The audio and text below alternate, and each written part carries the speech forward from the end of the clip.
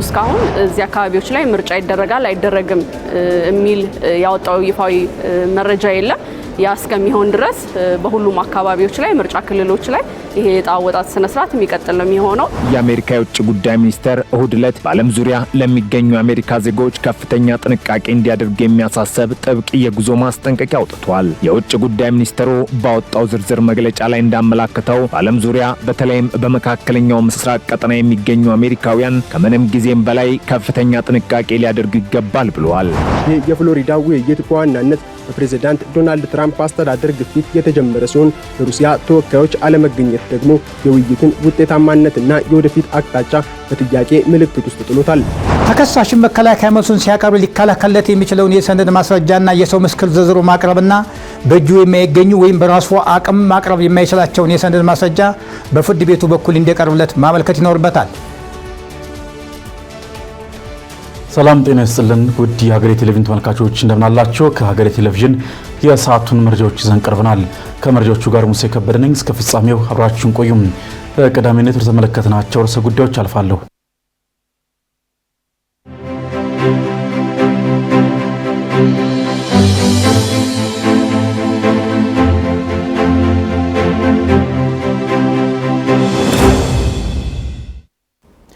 የኢትዮጵያ ብሔራዊ ምርጫ ቦርድ የሰባተኛው ጠቅላላ ምርጫ እጩዎች በምርጫ ወረቀት የሚደረደሩበትን ቅደም ተከተል የሚወስነውን ሂደት አስጀምሯል።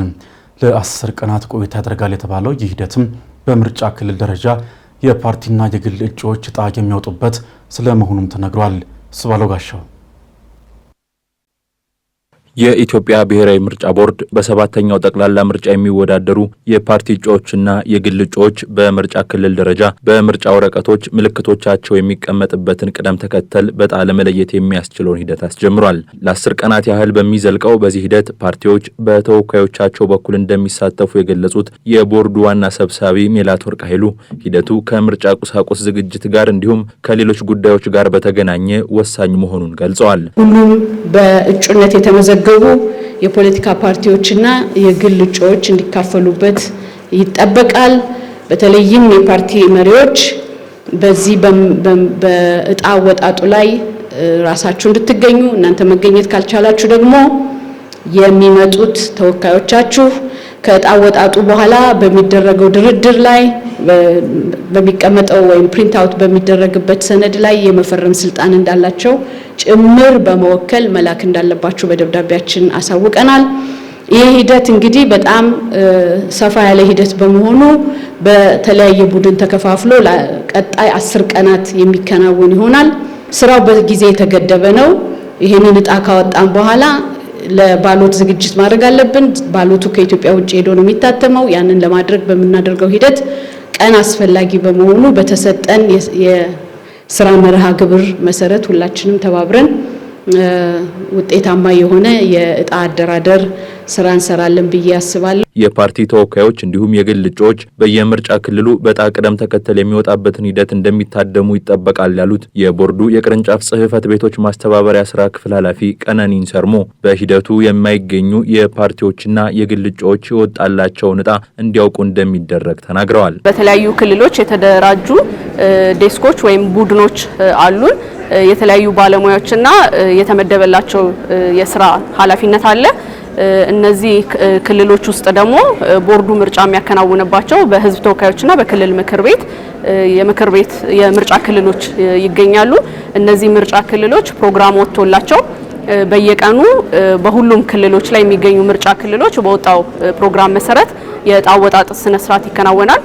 በዚህ ዕጣ አወጣጥ ስነ ስርዓት ላይ የፖለቲካ ፓርቲ ተወካዮች እና የግል እጩዎች እንዲገኙ ይጠበቃል። ነገር ግን በተለያዩ ምክንያት ባይገኙም የዕጣ አወጣጥ ስነ ስርዓቱ ይቀጥላል ማለት ነው። ያንን ሂደት ለመታዘብ እድሉን ያላገኘ በተለያየ ምክንያት እድሉን ያላገኘ የፖለቲካ ፓርቲ ተወካይ የሚሆን የግል እጩ በሌላ ጊዜ ያንን የወጣለትን ዕጣ በሰነድ ማስረጃ ቦርዱ ጋር ቀርቦ ማግኘት ይችላል ማለት ነው። የኢትዮጵያ ብሔራዊ ምርጫ ቦርድ ከቀናት በፊት ለመገናኛ ብዙሃን በሰጠው መግለጫ ከ6000 በሚበልጡ የምርጫ ጣቢያዎች የመራጮች ምዝገባ ለመጀመሩን ማስታወቁ ይታወሳል። በጸጥታ እንዲሁም በሌሎች ምክንያቶች የተነሳ የምርጫ ሂደት ያልተጀመረባቸው አካባቢዎች ስለመኖራቸው የሚያመላክቱ መረጃዎች ከመኖራቸው ባለፈ በትግራይ ክልል ምርጫ ማካሄድ የሚያስችል ሁኔታ ለመፈጠሩን የክልሉ ጊዜያዊ አስተዳደርም በጉዳዩ ዙሪያ ከብሔራዊ ምርጫ ቦርድ ለቀረበለት ጥያቄ መልስ አለመስጠቱን ቦርዱ አስታውቋል። ጣቢያችንም በትግራይ ክልል ውስጥ ባሉና በሌሎች አስቻይ የምርጫ እንቅስቃሴ ባልተካሄደባቸው የምርጫ ክልሎች የፓርቲና የግል እጩዎች ቅደም ተከተል ዕጣ የማውጣት ሂደት ተግባራዊ ይደረጋሉ ሲል ለቦርዱ ጥያቄ አቅርቧል። ቦርዱ እስካሁን እዚህ አካባቢዎች ላይ ምርጫ ይደረጋል አይደረግም የሚል ያወጣው ይፋዊ መረጃ የለም። ያ እስከሚሆን ድረስ በሁሉም አካባቢዎች ላይ ምርጫ ክልሎች ላይ ይሄ ዕጣ አወጣጥ ስነ ስርዓት የሚቀጥል ነው የሚሆነው። ነገር ግን እዚህ አካባቢ ላይ በዚህ ምክንያት ምርጫ አይደረግም የሚባል ከሆነ ይሄ አካሄድ በዛው መልክ የሚታይ ይሆናል ማለት ነው። ግንቦት 24 ቀን 2018 ዓ.ም ይካሄዳል ተብሎ ለሚጠበቀው ጠቅላላ ምርጫ ከየካቲት 28 እስከ መጋቢት 11 ቀን 2018 ዓ.ም ድረስ ከ18 ሚሊዮን በላይ ዜጎች ለመራጭነት መመዝገባቸውን ብሔራዊ ምርጫ ቦርድ አስታውቋል። በመካከለኛው ምስራቅ ቀጠና የሚገኙ አሜሪካውያን ከምንጊዜውም በላይ ከፍተኛ ጥንቃቄ ሊያደርጉ እንደሚገባ ተገልጿል። በውጭ ሀገራት የሚገኙ አሜሪካውያን ላይ በኢራን ተላላኪ ታጣቂዎች ጥቃት ሊሰነዘሩ ስለሚችሉ ነው ጥንቃቄ ሊያደርጉ እንደሚገባ የአሜሪካ የውጭ ጉዳይ ሚኒስቴር አሳሰበው። ዳግም ተገኝ ተጨማሪ ያለው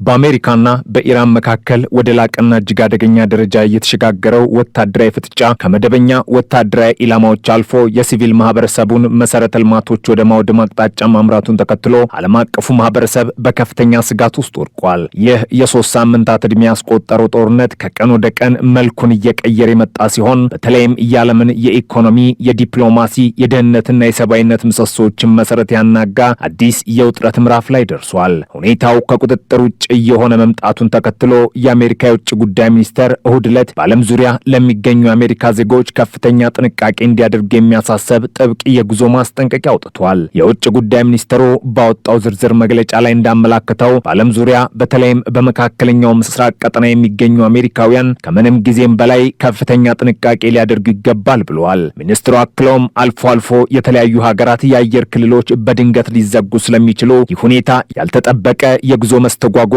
ሊያጋጥም እንደሚችል ጠቁሟል። በመሆኑም በውጭ ሀገር የሚገኙ አሜሪካውያን ዜጎች በአቅራቢያቸው በሚገኝ የአሜሪካ ኤምባሲ ወይም ቆንስላ በኩል በየጊዜው የሚወጡ የደህንነት ማስጠንቀቂያዎችንና መመሪያዎችን በቅርበት እንዲከታተሉና ተግባራዊ እንዲያደርጉ አሳስቧል። መግለጫው ይህንኑ ስጋት ሲያብራራ ከመካከለኛው ምስራቅ ቀጠና ውጭ ያሉ የአሜሪካ ዲፕሎማሲያዊ ተቋማትና ኤምባሲዎች ሳይቀሩ ኢላማ ሊደረጉ እንደሚችሉም አስጠንቅቋል። በተለይ ኢራንን የሚደግፉና ከቴህራን ጋር የትብብር ትስስር ያላቸው የተለያዩ ታጣቂ ቡድኖች በዓለም ዙሪያ ያሉ የአሜሪካ የኢኮኖሚ የፖለቲካና የደህንነት ጥቅሞችን ወይም ከአሜሪካውያን ጋር ቀጥተኛም ሆነ ተዘዋዋሪ ግንኙነት ያላቸው ስፍራዎችና ተቋማት ላይ የሽብር ጥቃት ሊሰነዝሩባቸው እንደሚችሉ ሰፊ ስጋት መኖሩን ሚኒስትሩ አብራርቷል። የዓለም አቀፍ የጉዞና የደህንነት ማስጠንቀቂያ ያወጣው ከፍተኛ የአሜሪካ የመንግስት ባለስልጣናት ጦርነቱ በቅርብ ጊዜ ውስጥ ሊቆም እንደማይችልና የበለጠ ሊባባስ እንደሚችል ጠንካራ ፍንጭ ከሰጡ በኋላ ነው። የአሜሪካ የገንዘብ ሚኒስትር የሆኑት ስኮት ቤንሴት በኤንቢሲ ቴሌቪዥን ጣቢያ ላይ ቀርበው ባደረጉት ቃለ ምልልስ ላይ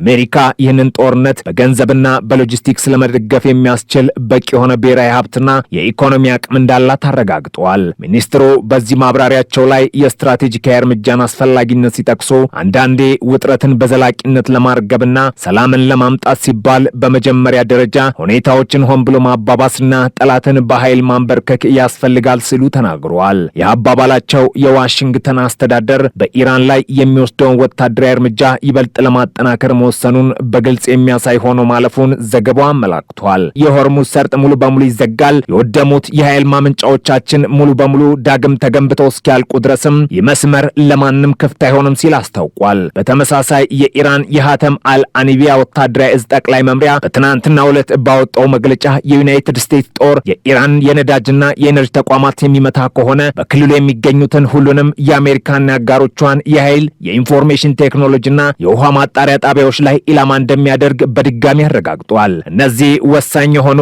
የኢራን ኃይል ማመንጫዎች ከተመቱ በመላው ኢራን ከፍተኛ የሆነ የኤሌክትሪክ ኃይል መቋረጥ ሊያስከትል እንደሚችል፣ ይህም ከውሃ ፓምፖችና ከነዳጅ ማጣሪያዎች ጀምሮ እስከ ወጪ ንግድ ተርሚናሎችና የወታደራዊ ማዕከላትን ስራ ሙሉ በሙሉ ሊያስተጓጉል እንደሚችል ወታደራዊ ተንታኞች ይገልጻሉ። በአሜሪካው ፕሬዝዳንት ዶናልድ ትራምፕ አስተዳደርና በዩክሬን ከፍተኛ ባለስልጣናት መካከል በፍሎሪዳ ግዛት የሁለትዮሽ ውይይት ተካሂዷል። ይህ ውይይትም ሩሲያ ባልተገኘችበት የተከናወነ ሲሆን ትኩረቱም ጦርነቱን ለማቆምና የሁለቱን ሀገራት የደህንነት ትብብር ለማጠናከር እንደሆነ ተገልጿል። ደምሰው ሽፈራው ከ4 ዓመት በላይ በመላው አውሮፓና በዓለም አቀፍ ደረጃ ከፍተኛ ቀውስ ያስከተለው የሩሲያና ዩክሬን ጦርነት አሁንም ዘላቂ ሰላም ሊያመጣ የሚያስችል ስምምነት ላይ መድረስ ሳይችል እንደቀጠለ ነው። ከዚህ ቀደም በቱርክና በተባበሩት አረብ ኤምሬትስ የተሞከረው ድርድር አሁን ደግሞ ወደ አሜሪካ ፍሎሪዳ ግዛት ተሸጋግሯል። በትላንትናው ዕለት የተጠናቀቀውና ለ2 ቀናት የተካሄደው የዩክሬንና የአሜሪካ ልዑካን ቡድኖች ስብሰባ የጦርነቱን መገባደጃ ፍንጭ ለማግኘት የታለመ ቢሆንም በውስጡ ግን በርካታ ያልተመለሱ ጥያቄዎችና አዳዲስ የጂኦፖለቲካ ስጋቶችን አዝሏል። ይህ የፍሎሪዳ ውይይት በዋናነት በፕሬዝዳንት ዶናልድ ትራምፕ አስተዳደር ግፊት የተጀመረ ሲሆን የሩሲያ ተወካዮች አለመገኘት ደግሞ የውይይቱን ውጤታማነትና የወደፊት አቅጣጫ በጥያቄ ምልክት ውስጥ ጥሎታል። የዚህ ስብሰባ መነሻ ቀደም ሲል በአቡዳቢ ሊካሄድ ታቅዶ የነበረው ውይይት ነው። ይሁን እንጂ በድንገት ስብሰባው ወደ ፍሎሪዳ መዛወሩ አሜሪካ በድርድሩ ላይ ያላትን ቀጥተኛ ባለቤትነትና ተጽዕኖ ለማሳየት የፈለገችበት እርምጃ ተደርጎ ይወሰዳል። ስብሰባው የተካሄደው በፕሬዝዳንት ትራምፕ የግል ይዞታዎች አቅራቢያ መሆኑ ጉዳዩ ከመደበኛው የውጭ ጉዳይ መስመር ወጥቶ ወደ ልዩ ስምምነት መሸጋገሩን ያሳያል ሲል ዘጋርዲያን አስነብቧል። በዚህ ከፍተኛ ትኩረትን ባገኘ ውይይት ላይ የሩሲያ ተወካዮች አለመሳተፋቸው ትልቁ አነጋጋሪ ነጥብ ሆኗል። በመሰረቱ ያለ ተፋላሚው ወገን ተሳትፎ የሚደረግ የሰላም ድርድር የአንድ ወገን ፍላጎት ማስተናገጃ ሊመስል ይችላል። ሩሲያ በመጀመሪያው በአቡዳቢው ስብሰባ ላይ ትገኛለች ተብሎ ቢታሰብም በፍሎሪዳው መድረክ አለመገኘቷ በርካታ አንድምታዎች አሉት። በመጀመሪያ ደረጃ ሞስኮ አሁንም በራሷ ቅድመ ሁኔታ ላይ መቆሟንና የአሜሪካን አዲስ የሰላም እቅድ ገና በጥርጣሬ እንደምትመለከቱ ያሳያል። የክሬምሊን ባለስልጣናት ጦርነቱን ለማቆም የዩክሬን ግዛቶችን የመውሰድና የኔቶ አባልነት ጥያቄን ሙሉ በሙሉ ውድቅ ማድረግን እንደ መደራደሪያ እያቀረቡ ባሉበት በአሁኑ ወቅት አሜሪካና ዩክሬን ብቻቸውን መምከራቸው የሩሲያን ተለዋዋጭ ባህሪ ለመረዳትና የጋራ አቋም ለመያዝ ያለመ ሊሆን እንደሚችል ይገመታል ሲል ሮይተርስ ዘግቧል። በሌላ በኩል ሩሲያ ከውይይቱ መቅረቷ ምናልባትም የትራምፕ አስተዳደር ከዩክሬን ጋር አስቀድሞ የቤት ስራውን እንዲጨርስ የመጠበቅ ስልት ሊሆን ይችላል። ሞስኮ የዩክሬን የፖለቲካ መዋቅር እንዲዳከምና የምዕራባውያን ድጋፍ እንዲቀንስ ስለምትፈልግ አሜሪካ ዩክሬን ላይ የምታደርገውን ጫና በጥሞና እየተከታተለች ትገኛለች።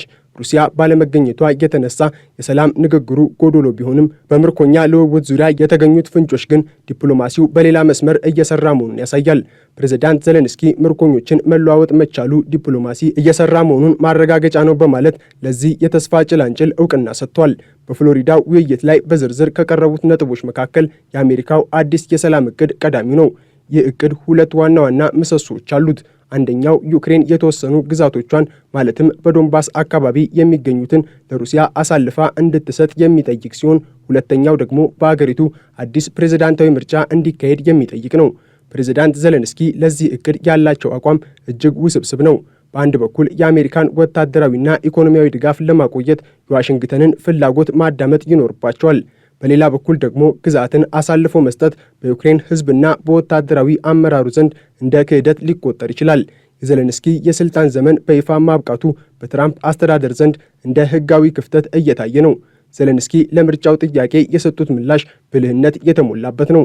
አሜሪካ የ2 ወራት የተኩስ አቁም ስምምነትና የደህንነት ዋስትናን ካረጋገጠች ምርጫ ለማካሄድ ዝግጁ ነን ማለታቸው ኳሱን ወደ አሜሪካና ሩሲያ ሜዳ የመመለስ እርምጃ ነው። ይህም ማለት ምርጫ እንዲካሄድ ሩሲያ ጥቃት ማቆም አለባት፣ አሜሪካ ደግሞ ይህንን የማስቆም ኃላፊነት አለባት የሚል መልእክት አለው።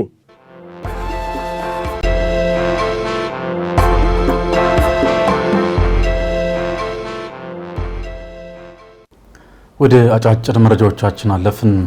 የኢትዮጵያ ማዳበሪያ ዋጋ በ3 እጥፍ መጨመሩን የተባበሩት መንግስታት ድርጅት የልማት ፕሮግራም ዩኤንዲፒ ሪፖርት አመላከተም። የልማት ፕሮግራሙ የሩብ ዓመት የኢኮኖሚ ሪፖርት ማዳበሪያ ወደ ኢትዮጵያ ማስገባት በዚህ ወቅት እጅግ ውድ ሆኗል፣ ዋጋውም ከ3 እጥፍ በላይ ጨምሯል ብሏል። ሪፖርቱ እንደሚያመላክተው እንደ አውሮፓውያን አቆጣጠር ከሐምሌ እስከ ታህሳስ 2005 ባሉት ጊዜያት ውስጥም ወደ ሀገር ውስጥ ምርቶችን ለማስገባት የወጣው ወጪ የ23.3% ጭማሪ በማሳየት 11.3 ቢሊዮን ዶላር ደርሷል። ጭማሪውም በዋናነት በማዳበሪያ ግዢ ዋጋ መጨመር የተከሰተ መሆኑን ድርጅቱ አስታውቋል ሲል የዘገበው ሪፖርተር ነው።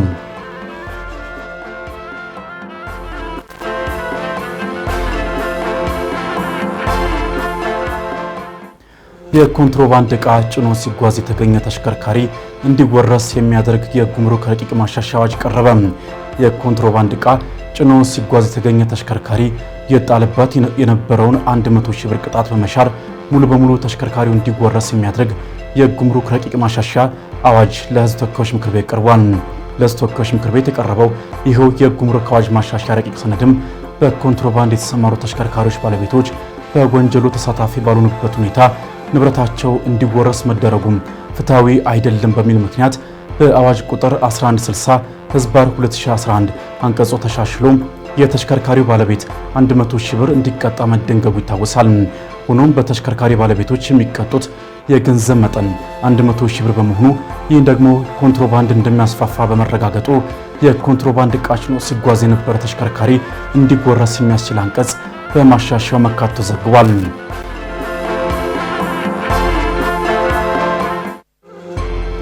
የአዲስ አበባ ትራፊክ ማኔጅመንት ባለስልጣን በከተማ ለሚገኙ 9000 የሞተር ብስክሌቶች የጂፒኤስ ቴክኖሎጂ መግጠሙን አስታወቀም። የትራፊክ እንቅስቃሴን ደህንነቱ የተጠበቀ ለማድረግ በተጀመረው ዘመናዊ አሰራርም ማንኛውም በማህበርም ሆነ በግል የሚንቀሳቀስ ሞተር ብስክሌት ጂፒኤስ ማስገጠም እንዳለበት ተገልጿል። ቴክኖሎጂው ንብረትን ከመጠበቅ ወንጀልን ከመከላከልና ህጋዊ አሰራርን ከማስፈን አኳያ ከፍተኛ ጠቀሜታ እንዳለው የትራፊክ ደንብ ተላላፊዎች ቡድን መሪ አቶ ሃይማኖት አዳነ ተናግረዋል። በዚህም የሞተር ላይ ስርቆትና ወንጀሎች መቀነሳቸውን ጠቁሟል።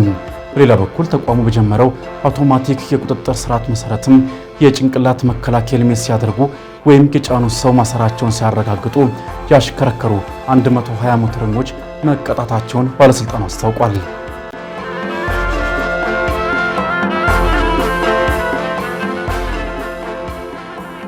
ከውጭ በሱዳን ምስራቅ ዳርፉር በሚገኘው አልዳይን ሆስፒታል ላይ በተፈጸመ የድሮን ጥቃት 13 ህጻናትን ጨምሮ 64 ሰዎች ሲገደሉ 89 ሰዎች ደግሞ ቆስለዋል ተባለም። ጥቃቱ የጤና ባለሙያዎችንና ታካሚዎችን የገደለ ሲሆን ሆስፒታሉንም ሙሉ በሙሉ ከጥቅም ውጭ አድርጎታል። የዓለም ጤና ድርጅት ዋና ዳይሬክተር ዶክተር ቴድሮስ አድሃኖም በቂ ደም ፈሷል በማለት ግጭቱ በአስቸኳይ እንዲቆም ጥሪ አቅርበዋል። ጥቃቱ የተፈጸመው በሱዳን ጦር እንደሆነ የተሰማው በሱዳን ጦርነት ከተቀሰቀሰ ወዲህ በጤና ተቋማት ላይ በሚሰነዘሩ ጥቃቶች የሟቾች ቁጥር ከ2000 በላይ መድረሱን ድርጅቱ አስታውቋል። ዶክተር ቴድሮስ አድሃኖም የጤና ተቋማት ማንኛውም ሁኔታ ኢላማ መሆን እንደሌለባቸው አሳስበዋል ሲል የዘገበው አፍሪካ ኒውስ ነው።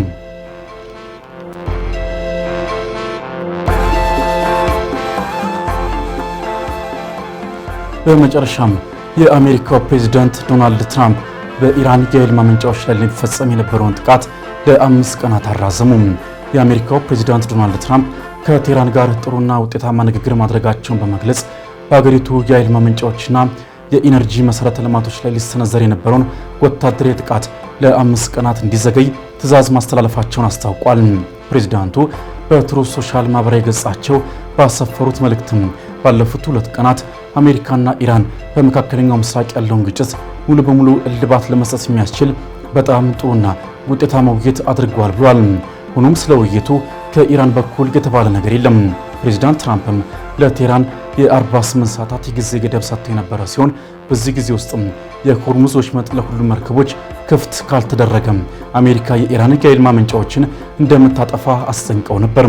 ኢራንም በበኩሏ ለዚህ አጸፋዊ እርምጃ የሆርሙዝን ወሽመጥ ሙሉ በሙሉ እንደምትዘጋና በእስራኤልና በባህረ ሰላጤው ሀገራት በሚገኙ የኢነርጂ ተቋማት ላይ ጥቃት ለመሰንዘር ቃል መግባቷን አስተውስ ዘገበው ቢቢሲ ነው።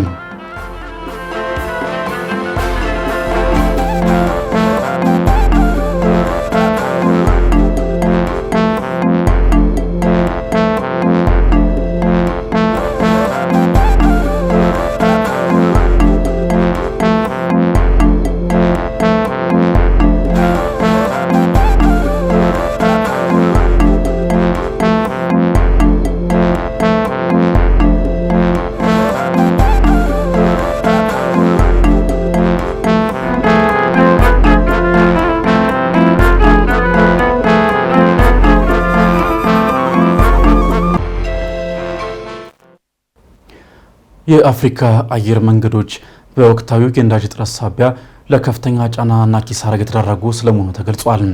ራሳቸውን ከኪሳራ ለመታደግም የነዳጅ ተጨማሪ ክፍያዎችን ዋጋ ጭማሪ በትኬት ክፍያዎች ላይ ለመጨመር ቢገደዱም ዓለም አቀፋዊ የነዳጅ ዋጋ በየሰዓቱ ተለዋዋጭ ሆኖ በመገኘቱ የዕለት ተዕለት እንቅስቃሴን እያወከው እንደሚገኝ ተገልጿል። ምረት ደግፍ በቢዝነስ ጥንቅሯ ተመልክተዋለች።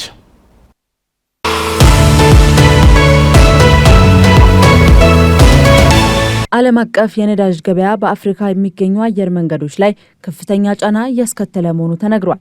በመካከለኛው ምስራቅ የተቀሰቀሰውን ጦርነት ተከትሎ በፍጥነት ያሻቀበው ዓለም አቀፍ የነዳጅ ዋጋ ከዚህ ቀደም ታይቶ በማይታወቅ የዋጋ ጭማሪ እየገሰገሰ ይገኛል። ይህ የነዳጅ ጭማሪ በተለይም አፍሪካ በሆርሙዝ የባህር ወሽመጥ ላይ ያላትን ከፍተኛ የነዳጅ አቅርቦት ጥገኝነት ያመላከተ ሆኗልም ተብሏል። አህጉሪቱ የምታስገባው የአውሮፕላን ነዳጅና ኬሮዚን 70% ያህሉ የሚያልፈው በሆርሙዝ ስትራቴጂካዊ የባህር ወሽመጥ እንደነበር በመጋቢት ወር ላይ የወጡ መረጃዎች አመላክተዋል።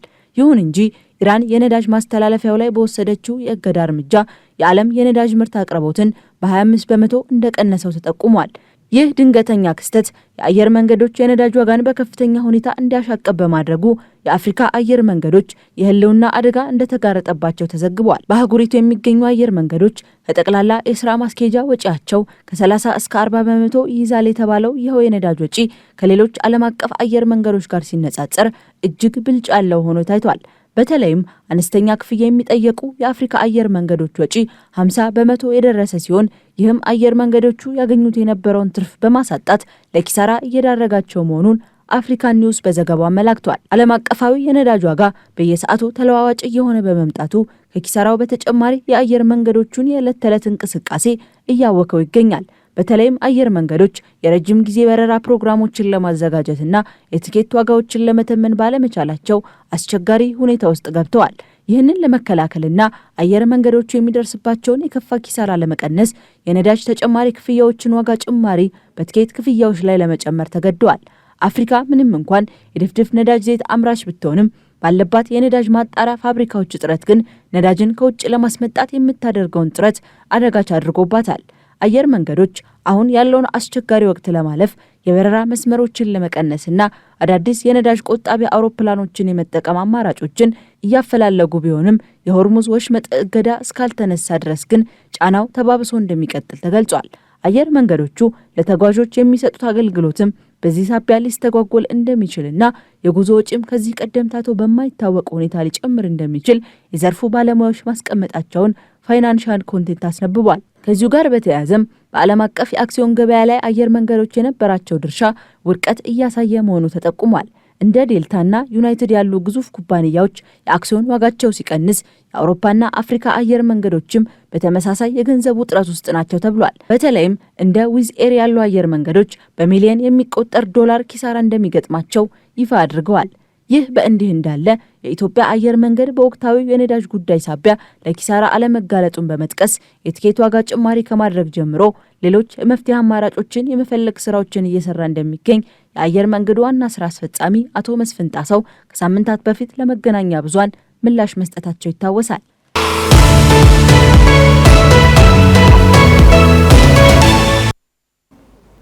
ተከራካሪ ወገኖች ማስረጃ የሚያቀርቡበት ጊዜ ውስን በመሆኑ ክስ ለመስማት በተያዘው ቀነ ቀጠሮ ማቅረብ አለባቸው።